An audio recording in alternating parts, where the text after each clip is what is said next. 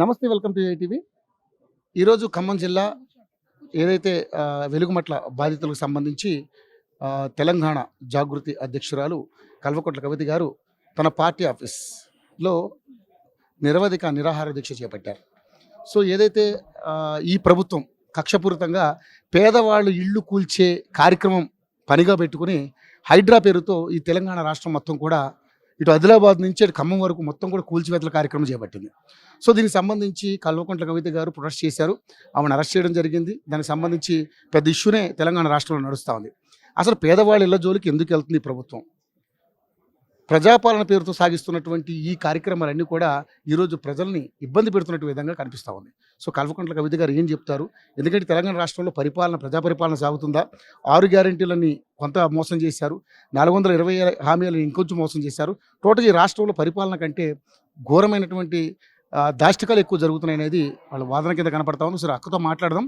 మరి నిజంగానే మరి ఈ ప్రభుత్వం మీద వాళ్ళు ఏ విధంగా వ్యతిరేకత చూపిస్తారనేది వాళ్ళతో మాట్లాడదాం. మేడం నమస్కారం. మేడం ఏం లేదు, చూస్తే ఈ ప్రభుత్వం వచ్చిన కాంచి 2.5 సంవత్సరాలు అయింది. ఇప్పటి వరకు అన్నీ కూడా ఏ కార్యక్రమాలు చేసుకుంటూ పోతా ఉన్నారు. ఘోరంగా మోసం చేసి ఇక్కడ అధికారంలోకి వచ్చారని మీ ప్రతిపక్షంలో ఉన్న మీరందరూ కూడా వెలుగెత్తి చాడుతూ ఉన్నారు.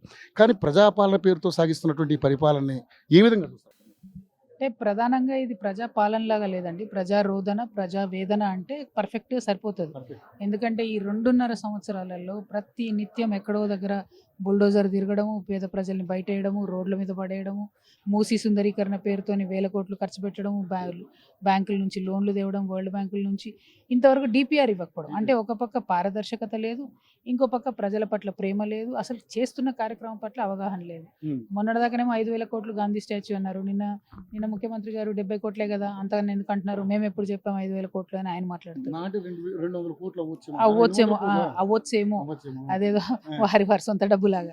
అదొకటి. రెండవది అన్యాయం ఏంటంటే అసలు డిపిఆర్ అనేది లేకుండా, ఒక ప్రణాళిక అనేది లేకుండా ఆల్రెడీ మొత్తం కూలగొట్టేస్తామని చెప్తున్నారు. మీరు డిపిఆర్ బయటకి ఇవ్వకుండా ఇటు అటు రివర్ బెడ్లో 20 మీటర్లంతా ముందు రూల్ ఉండేది, ఇప్పుడేమో 50 మీటర్ల వరకు కూడా క్లియర్ చేస్తామని చెప్తున్నారు ముఖ్యమంత్రి. అది కాదు, దానికన్నా ముందు అంటే సరే మార్చారు అనుకుందాం, ఫర్ ఎగ్జాంపుల్ ఇప్పుడు 50 మీటర్లు చేశారు అంటే నువ్వు అంతకుముందు 20 మీటర్లు ఉన్నప్పుడు మనం 30 మీటర్ల దగ్గర ఇల్లు కట్టుకుని ఉంటాం కదా. ఇప్పుడు ఆయన ఏమంటారంటే అదంతా జీరో వాల్యూ అంటున్నాడు ఆయన. అంటే 20 ఏండ్ల కింద కట్టింది జీరో వాల్యూ అట. మనం అక్కడ పర్మిషన్లు తీసుకొని అక్కడ మధ్యతరగతి కుటుంబాలన్నీ కలిపి 400-500 మంది ఇల్లు కొనుక్కొని ఉన్నారు. వాళ్ళ పరిస్థితి ఏంటి? జీరో వాల్యూ ఏంటి? నేనేమంటా అంటే అసలు ఈయనది జీరో వాల్యూ గవర్నమెంట్, అసలు కాంగ్రెస్ గవర్నమెంట్ జీరో వాల్యూ. ఎందుకోసం ఈ మాట చెప్తున్నాం అంటే జియోలు అనేవి రెట్రాస్పెక్టివ్గా అప్లై కావు ఎప్పుడు కూడా. మీరు ఇవాళ రివర్ బెడ్ మారింది, ఓకే ఫైన్, కానీ అప్పుడు పర్మిషన్ తీసుకుని అక్కడ కట్టుకున్న వాళ్ళు తప్పు కాదు కదా. నువ్వు అది తీసేస్తున్నావు అనుకో, కాంపన్సేషన్ ఇవ్వాల్సిందే, రైట్ఫుల్ కాంపన్సేషన్ ఇవ్వాలి. ఆయన ఏం చెప్తున్నాడు, అది జీరో వాల్యూ కాబట్టి నేను ఎంత ఇస్తే అంత తీసుకోవాలి మీరు అన్నట్టు మాట్లాడుతున్నాడు. ఆయన ఏం భిక్షం వేయట్లేదు కదండి. ఆయన సుందరీకరణ కోసం ఎగ్జాక్ట్లీ ఆయన సుందరీకరణ అంటున్నాడు. మరి అంతకుముందు సుందరీకరణ లేదు కదా, ఇక్కడ లేదు కాబట్టి అక్కడ కట్టాము. మరి ఏం చేయమంటారు? ఇప్పుడు కాంపన్సేషన్ రైట్ఫుల్ ఇవ్వాలి కదా, అది ఇవ్వట్లేదు. సో ఒక పక్క లాజిక్ లేదు, ఇంకో పక్క హ్యూమానిటీ లేదు, ఇంకొక పట్ల ఆరోగెన్స్, ఒక అహంకార ధోరణి. తీసి పడేస్తే ఎవరు అడుగుతారు మమ్మల్ని, ఏం చేసేది ఉంది, తీసేసాము, తర్వాత సంగతి సారా చూసుకోండి అనేటటువంటి వైఖరి బాగా కనబడుతుంది. అందుకే ఇవాళ వెలుగుమట్ల విషయంలో నేను గట్టిగా పట్టుబట్టేది ఏంటంటే 750 మంది ఇండ్లు కూలగొడితే వాళ్ళందరినీ 750 కుటుంబాలు తీసుకొచ్చి పశువుల కొట్టంలో దోసినట్టు అంబేద్కర్ భవన్లో దోసి వదిలేశారు. అందులో 2 బాత్రూమ్లు ఉన్నాయన్న. 750 మంది మగవాళ్ళు, ఆడవాళ్ళు, పిల్లలు అందరూ అక్కడే ఉన్నారు. బాలింతలు, గర్భిణీ స్త్రీలు, ఎన్ని రకరకాల మనుషులు ఉన్నారు అక్కడ. ఎంత ఇబ్బంది అవుతుంది వాళ్ళకు. కానీ అంత ఇబ్బందులు కూడా కలెక్టర్ గారు ఒక్కరోజు వచ్చి చూడలేదండి. దారుణం ఏంటంటే నాట్ ఈవెన్ 1 డే. అంటే కూలగొట్టింది కలెక్టరే, మళ్ళీ అర్ధరాత్రి పోయి నోటీస్ లేకుండా. ఆ కలెక్టర్ మీద మన వాళ్ళందరూ ప్రెసిడెంట్ ఆఫ్ ఇండియాకు కంప్లైంట్ చేశారు, డిఓపిటీకి కంప్లైంట్ చేశారు, అన్ని రకాలుగా కంప్లైంట్ చేశారు. ఎంత చేసినా కూడా ఇప్పుడు జరగాల్సిన నష్టం జరిగిపోయింది. కాబట్టి ఆ పేద ప్రజలను ఆదుకోండి అంటున్నాం. ఇక్కడ మనం కోరేది ఏంటంటే, పొంగులేటి గారి వాళ్ళు స్టేట్మెంట్ ఇచ్చారు, 750 ఇండ్లలో ఓన్లీ 450 450 మాత్రమే లెజిటిమేట్ అంటున్నాడు ఆయన.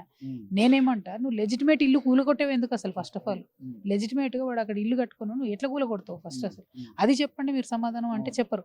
350 మంది అందులో ఇల్లీగల్గా ఉన్నారు కాబట్టి వాళ్ళని తీయాలంటే నువ్వు ఎలుకలు ఉన్నాయని ఇల్లు తగలబెట్టుకుంటారు ఎక్కడన్నా? గవర్నమెంట్ అట్లా పనిచేయచ్చా?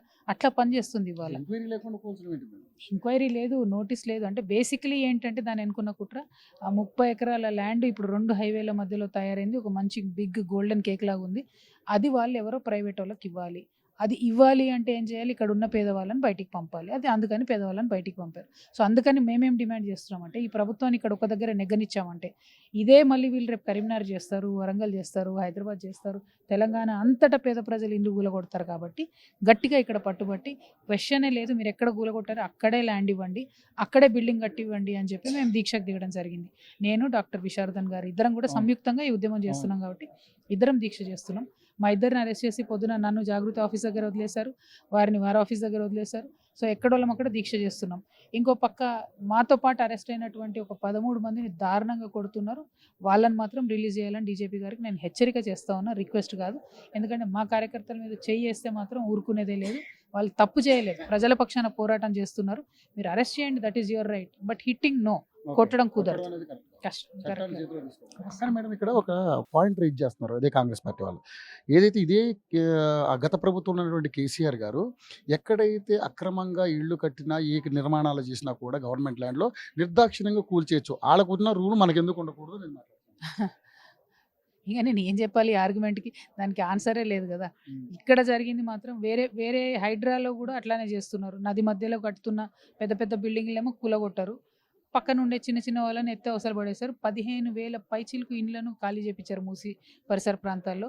తీసుకెళ్ళి అందరికీ డబుల్ బెడ్రూమ్స్ అవి ఇవి అని చెప్పి అటు ఇటు స్ప్రెడ్ చేసి ఇచ్చేశారు. సో అంటే వాళ్ళ ఏమీ అడగకుండానే ఇక్కడ ఏం చేశారు? డైరెక్ట్గా కూలగొట్టేశారు అర్ధరాత్రి. ఎగ్జామ్స్ నడుస్తున్నాయి పిల్లలకి, వాళ్ళ హాల్ టికెట్స్ కూడా, బుక్స్ కూడా తీసుకోకుండా బుల్డోజ్ చేసి పడేశారు. ఇప్పుడు నేను అక్కడ పోతే మహిళలు అదే చెప్తున్నాం, మా పిల్లలు ఎగ్జామ్స్ ఎట్లా రాయాలి, మేము ఎట్లా తెచ్చుకునేది మళ్ళీ ఇవన్నీ అని. అన్ని అన్ని అన్ని ఇప్పుడు హస్బెండ్స్ వర్క్కి వెళ్తున్నారు, వైఫ్లు ఇక్కడ ఉంటున్నారు, పిల్లలు వాళ్ళు బాగా బాగా ఘోరంగా ఉందండి. దీన్ని మాత్రం మనం క్షమించరాని నేరం ఇది కాంగ్రెస్ ప్రభుత్వం. అందుకే ఇట్లా గట్టి పట్టుపట్టి కూర్చున్నాము. డెఫినెట్గా ప్రభుత్వం దిగొచ్చే వరకు కూడా మా ఉద్యమం ఆగదు. పీడ్ ఆర్టిస్టులు పెట్టి చేస్తున్నారని చెప్పేసి పొంగులేటి శ్రీనివాస్ రెడ్డి గారు మాట్లాడడం వెనక ఏంటి ఆంతర్యం ఏంటి? ఎవరికి అర్థం కాదు. అన్యాయం అండి అది, చాలా చాలా అన్యాయం. అక్కడ పేడ్ ఆర్టిస్టులు ఎవరు లేరు, నిజంగా బాధతో ఉన్న వాళ్ళే ఉన్నారు. వాళ్ళను తట్టుకోలేక వీళ్ళు చేసిన తప్పును కప్పిపుచ్చుకోవడానికి ఇటువంటి మాటలు మాట్లాడి ప్రజల్ని అవమానపరుస్తున్నారు తప్పితే ఇంకోటి లేదు. అది కరెక్ట్ కాదు. దాన్ని మంత్రి గారు వెనక్కి తీసుకోవాలని డిమాండ్ చేస్తున్నాను. నిజంగా దీని వెనక పెద్ద కుట్ర ఉంది. ఎందుకంటే 260 కోట్ల రూపాయలు ప్రభుత్వం తీసుకోగలిగిందని మాట్లాడుతున్నారు మేడం, ఆ ల్యాండ్ తీసుకోవడం వల్ల. ఇందులో ఎంతవరకు, ఎందుకంటే అక్కడ గ్రీన్ ఫీల్డ్ రోడ్ వస్తుంది, ఇటు పక్కన కలెక్టరేట్, ఇవన్నీ కూడా అక్కడ పైగా ఇంకో హైవే కూడా వస్తుంది. ఇంకోటి అక్కడ మన తుమ్మల నాగేశ్వరరావు గారు అల్లుడికి 20 ఎకరాల భూమి కూడా ఉందని తెలిసింది మన అంచనా, అంటే మన ఎంక్వైరీలో. అంటే ఎన్ని రేట్లు పెరుగుతున్నాయి కాబట్టి ఇటువంటి కార్యక్రమాలు చేస్తారు. ఖమ్మంలో ఉన్న 3 మంత్రులు కూడా ఈ విషయంలో ఒకరికొకరు బదులుకొనే చేస్తున్నారు, అండర్స్టాండింగ్లోనే కూడబలుకొనే చేస్తున్నారు. ఇప్పుడు ఆ 30 ఎకరాల్లో పేదవాళ్ళని ఎల్లగొట్టి మొత్తం ఇప్పుడు దాన్ని ఫుట్బాల్ ఫీల్డ్ చేసినట్టు క్లీన్గా చదం చేశారు ప్రభుత్వం డబ్బుతోని. దాన్ని రేపు ఎవరికి ఇవ్వబోతా ఉన్నారు? ప్రైవేట్ వాళ్ళకి ఇవ్వాలని ఆలోచనతో ఉన్నారు. ఎట్టి పరిస్థితుల్లో ఇవ్వనివ్వకూడదు, ఎట్టి పరిస్థితుల్లో అది పేదలకే చెందాలి. ఎగ్జాక్ట్లీ, ప్రైవేట్ వాళ్ళకి ఇవ్వాలని ప్లాన్. ఎట్టి పరిస్థితుల్లో అది పేదవాళ్ళకి, ఆడ ఆల్రెడీ వాళ్ళకి పట్టా ఉందండి, జియో 58 కింద అప్లై చేసుకొని ఉన్నారు. అన్నీ ఉన్నప్పుడు రెగ్యులరైజ్ చేసి వాళ్ళకి ఇవ్వాలి. అక్కడ రేట్ పెరిగితే ఆ పేదవాళ్ళకి లాభం జరుగుతుందని కుళ్ళు ఏం లేదు. అక్కడ వాళ్ళు ఉండకూడదు, మేము ఎవరో ప్రైవేట్ వాళ్ళకి ఇచ్చుకోవాలి అనేది. దాన్ని మాత్రం ఒప్పుకోము. ఖచ్చితంగా ఆ 3 మంత్రులు చేస్తున్నటువంటి అక్రమాలను బయట పెట్టాల్సి వస్తుంది. వాళ్ళు అట్లాగే వెళ్ళిపోతాయి. మేడం చాలా బాధ వాళ్ళంతా. వాళ్ళందరూ 15 మందిని అసలు యాక్చువల్గా 50 మంది రావాలట. ఒక 15 మంది అక్కడ బాధితులందరూ ఇలా హైదరాబాద్కి వచ్చారు, ప్రెస్ క్లబ్లో పెట్టారు. సో వాళ్ళని చాలా దొంగచాటుగా తీసుకురావాల్సి వచ్చింది. అంటే బీఆర్ఎస్ కార్యకర్తలుగా ఎవరైనా కావచ్చు, సో మీకు సపోర్ట్ చేసే వాళ్ళంతా. కానీ వాళ్ళని ఈరోజు వాళ్ళు ఘోరమైన ఏడుపులు మేడం మీద మనం చూస్తే చాలా బాధ అనిపించింది. సో వాళ్ళు ఏమన్నారంటే, పోరాడితే పోయేదేముంది, బానిస సంఖ్యలు తప్ప అనే కార్యక్రమంలో ఉన్నారు వాళ్ళు. ఏదేమైనా చనిపోవడానికి సిద్ధమే, ఎందుకంటే తెలంగాణ రాష్ట్రం సాధించడం కోసం 1400 మంది చనిపోయారు. మా ఇల్లు మేము దక్కించుకోవడం కోసం మేము చచ్చిపోవడం పైన అందరూ వెనకాడేది లేదు అంటున్నారు. సో అటువంటి వాళ్ళ కోసం మీ సపోర్ట్ ఎలా ఉంటుంది? 100% వాళ్ళ కోసమే కదండి మేము ఉద్యమం చేసేది. ఇప్పుడు ఆ వెలుగుమెట్ల నిజంగా ఆడబిడ్డలు చాలా ఉత్సాహంగా చాలా ధైర్యంగా ఉద్యమం చేశారు నిన్న.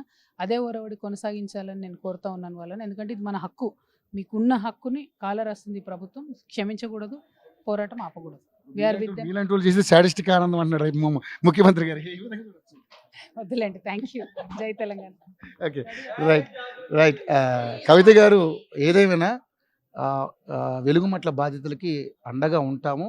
వాళ్ళకి ఎటువంటి కష్టం వచ్చినా వాళ్ళకి ఆ ఇల్లు దక్కేంత వరకు మా పోరాటం ఆగదని చాలా కాన్ఫిడెంట్గా చెప్పడం జరుగుతూ ఉంది. సో తన ఆఫీస్లోనే ఈరోజు నిరవధిక నిరాహార దీక్షకు దిగారు కాబట్టి సో తప్పకుండా దీని మీద ఒక ప్రభుత్వం దిగి రావాలని వాళ్ళు కూడా కోరుకున్నారు కాబట్టి చూద్దాం ఏం జరుగుతుందో. Over to studio.